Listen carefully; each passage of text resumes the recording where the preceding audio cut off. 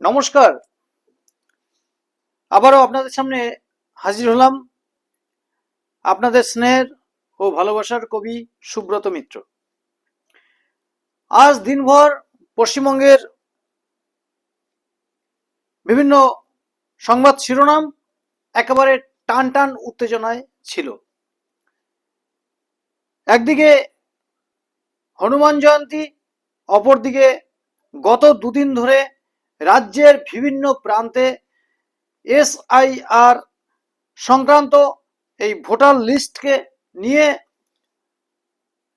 দুমদুমার কাণ্ড, টায়ার জ্বালানো, বিক্ষোভ, প্রতিবাদ, এমনকি বিচারপতি, হ্যাঁ ঠিক শুনছেন, একাধিক বিচারপতি উধাও হয়ে যাওয়ার মতো ঘটনা টেলিভিশনে দেখলাম। এটা আমরা কি ভাবতেই পারি?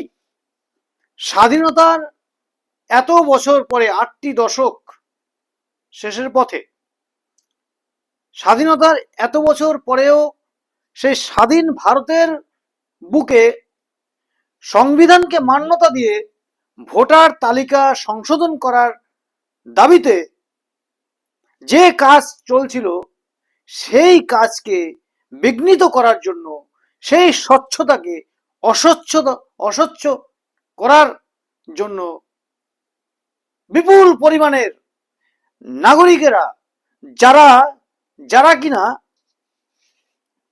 প্রাথমিক পর্যায়ে ইলেকশন কমিশনারের যে ডিমান্ড, প্রাথমিক পর্যায়ে 11টা ডকুমেন্ট, হ্যাঁ 11টা ডকুমেন্ট, তার মধ্যে একটাও দিতে পারলেন না তারা। আচ্ছা, যদি 11টা ডকুমেন্টে একটাও দিতে না পারেন, তাদের বাপ ঠাকুরদা বা তাদের পূর্বপুরুষদের ইতিহাস, তাদের ডকুমেন্টস, তাদের কাগজপত্র কোথায়? কিচ্ছু নেই। আচ্ছা, প্রথম একটা ধাপ গেল, দ্বিতীয় ধাপ গেল, তৃতীয় ধাপ গেল, কয়েকটা ধাপের পরবর্তী ধাপ হচ্ছে ট্রাইব্যুনাল কোর্টের প্রসঙ্গ আসছে। তার আগে কিন্তু বহু স্কোপ ছিল। দীর্ঘ প্রায় 2 মাস ধরে এসআইআর এর কাজ চলছে। হ্যাঁ, আমি কবি সুব্রত মিত্র, আমারও কিন্তু হিয়ারিং এর নোটিশ এসেছিল। এটা অসম্ভব, অবাস্তব বা লজ্জার কিছু নেই। আমি একটা দেশে বসবাস করছি, আমার দেশের সরকার, ইলেকশন কমিশন এবং সংবিধানের সাথে যুক্ত থাকা পরিকাঠামো অনুযায়ী আমার সম্পর্কে রাষ্ট্র জানার অধিকার রাখে। শুধু শুধু একটা দেশের নাগরিক হওয়া বা থাকা যায় একটা দেশে, অন্যান্য কোনো দেশে তো থাকা যায় না। তাহলে কেন আমার এই ভারতের বুকে উপযুক্ত প্রমাণ ছাড়া কেন মানুষেরা থাকবে? আজকে অত্যন্ত বেদনার এবং খুব লজ্জার বিষয় যে পশ্চিমবঙ্গের বিভিন্ন প্রান্তে যেভাবে সংবিধানের চূড়ান্ত জায়গায় থাকা সম্মানীয় ব্যক্তিদের প্রতি অসম্মান করা হয়েছে। এবং শুধু এটাই নয়, আমি মনে করি এই পরিপ্রেক্ষিতে যেহেতু বর্তমানে বিষয়গুলো ইলেকশন কমিশনারের আন্ডারে রয়েছে, তাই পুলিশ অ্যাডমিনিস্ট্রেশন, হ্যাঁ, এনাদের এই যে পুলিশ অ্যাডমিনিস্ট্রেটিভ এর ডিপার্টমেন্টে যে স্যারে আছেন, যারা এসপি, ডিএসপি, ডিএম, আরো অন্যান্য বড় বড় পদাধিকারিক যে অফিসাররা আছেন, তাদেরও কিন্তু ভীষণ রিস্কি এবং একটা খুব কঠিন পরিস্থিতির মধ্যে দিয়ে তারা যাচ্ছেন। এটা তো অমান্য করার কিছু নেই। দেখুন, সকলেরই তো চাকরি, সংসার, ধর্ম, বউ, বাচ্চা, প্রাণের ভয়, সবকিছুই আছে, সবকিছুই আছে। সর্বোপরি এই পরিস্থিতির শিকার কেন হতে হবে? এদিকে ইলেকশন কমিশন তাদেরকে করছে, তারা নিজেরা কি করবে? পাবলিকের ওপরে করে যাচ্ছে না? সব মিলিয়ে মিশিয়ে এই যে পরিস্থিতি, এই পরিস্থিতির জন্য দায়ী কে? সবচেয়ে প্রথম বড় প্রশ্ন হচ্ছে, এই ভয়াবহ পরিস্থিতির জন্য দায়ী কে বা কারা? কেন কেন এসআইআর হতে দেব না এই দাবি তোলা হয়েছিল? কেন মানুষদেরকে ভুল বুঝিয়ে তাদের সময় নষ্ট করা হয়েছে? এই প্রশ্ন উত্তর চাইবেন না আপনারা? আমি তো মনে করি ইলেকশন কমিশনারের লোকদের উপরে আক্রমণ না করে এই বিচারপতিদের উপরে আক্রমণ না করে, হ্যাঁ, এই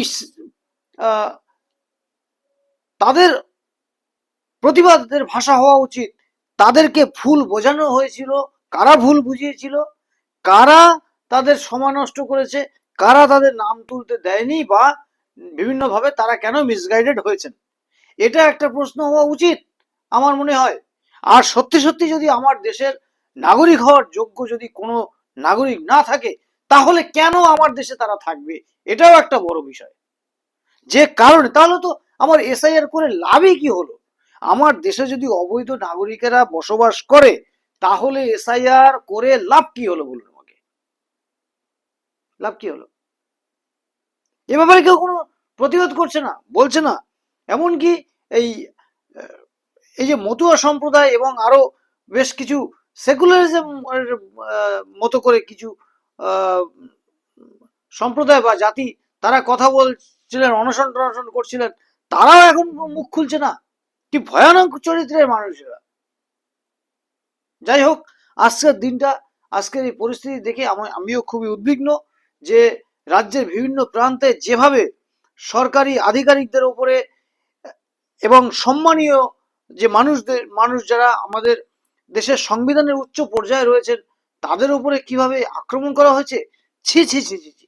এটা কোনো অবস্থাতেই পশ্চিমবঙ্গের শুভবুদ্ধি সম্পন্ন মানুষের কাছে ভালো বার্তা যাচ্ছে না, এবং এই সব কারণেই দেশের কাছে তথা পৃথিবীর কাছে এই পশ্চিম বাংলার মাথা নিচু হচ্ছে বলে আমার মনে হচ্ছে, আমার ধারণা।